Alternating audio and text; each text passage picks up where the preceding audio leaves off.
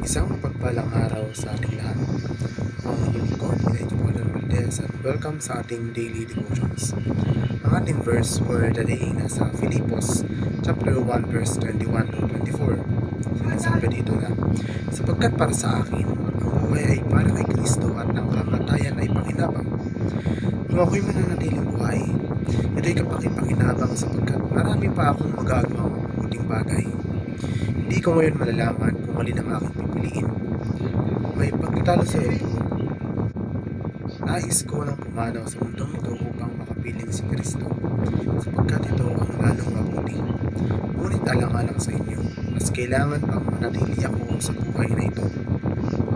Sa verse natin, si Pablo ay gumawa ng isa sa kanyang pinakamahalagang pahayag mula sa lahat ng kanyang mga isinulat. Ang kawalan ng takot ni Pablo tungkol sa kamatayan at kung paano ito nakaapekto sa kanyang pananaw sa ministeryo. Sapagkat sa akin ang mabuhay si Kristo at ang mamatay ay pakinabang. Alam ni Pablo na ang kamatayan ay hindi isang pagkatalo sa Kristiyano. Isa lamang itong pagtatapos sa kaluwalhatian. Isang itong pakinabang para sa Kristiyano, pagtanto niya na ang kanyang kamatayan ay magiging isang pakinabang sa dalawang paraan. Ang kanyang kamatayan para sa layunin ni Jesucristo ay luluwalhati kay Jesus at iyon ay pakinabang. Ang kanyang kamatayan ay hahantong sa pagkaroon ng agarang presensya ng Panginoon na magiging pakinabang para kay Pablo. Ito rin ay malinaw na nagpakita na si Pablo ay hindi natatakot sa kamatayan. Bagaman ang ilang mga tao ay maaaring natatakot na mamatay, walang Kristiyano ang dapat matakot sa kamatayan.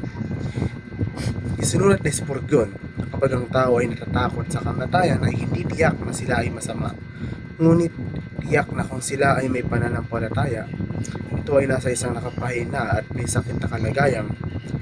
Nagtitiwala si Pablo na nilayon siya ng Diyos na maging mabunga. Kung ako ay mabubuhay sa laman, iyon ay nangangahulugan ng mabungang paggawa para sa akin. Ngunit kung ano ang aking pipiliin na hindi ko masabi. Walang alinlangan sa isip ni Pablo na ito ang plano ng Diyos para sa kanya. Kung nabuhay si Pablo, ito ay magiging isang mabungang buhay sa malungkot na kaibahan. Maraming mga Kristiyano ang hindi nakarating sa lugar na kung saan sila ay namumunga para sa kaharian ng Diyos sa kanilang buhay. Ito ay hindi isang rekomendasyon, ito ay isang kinakailangan. Dapat tayong maging mamunga para kay Jesus dahil alam na ang kanyang kamatayan ay maaaring maging isang pakinabang, kapwa para sa Ebanghelyo at para sa kanya ng personal.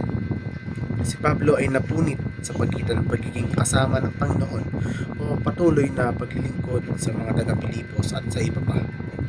Ako ay nahirapan dahil sa pagitan ng dalawa.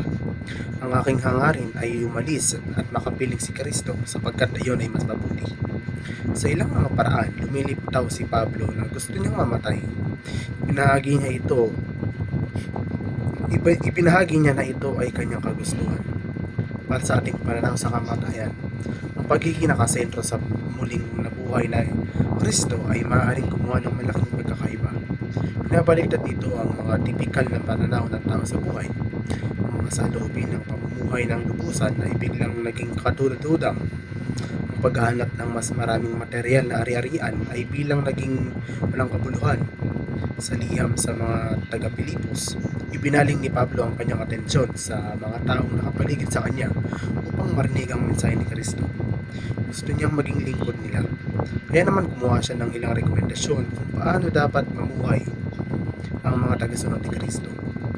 Ang kanyang mga salita ay nag-aatid ng mga inaasahan tungkol sa isang kaibig-ibig na relasyon sa pagitan ng mga miyembro ng kongregasyon sa Pilipos na dapat nakatayong matatag sa isang spirito na nagsisikap na magkatabi na may isang pag-iisip para sa pananampalataya sa Ebanghelyo. Sa huli, ang napakahalagang tanong ay kung ang esensyal o pangalawang aspeto ay tumutukoy sa pagkakakilanlan ng simbahan. Hindi kailanman magiging sapat ang pagtutok ni kay Jesucristo. Iyon ay sa kwento ng kanyang buhay, pagdurusa at kamatayan at sa Ebanghelyo ng kaligtasan sa pamamagitan ng pananampalataya sa Kanya. Kapag paulit-ulit nating naririnig ang Ebanghelyong ito, magagawa nating mamuhay sa paraang karapat-dapat sa Ebanghelyo ni Kristo. Yaong mga tinatawag na Kristiyano ay dapat laging magsikap na matuto ng higit pa tungkol sa taong pinangalanan sa kanila. Muli, ako ang inyong lingkod, Medyo Paul Jan Valdez, at dito na nagtatapos ang Daily Devotions.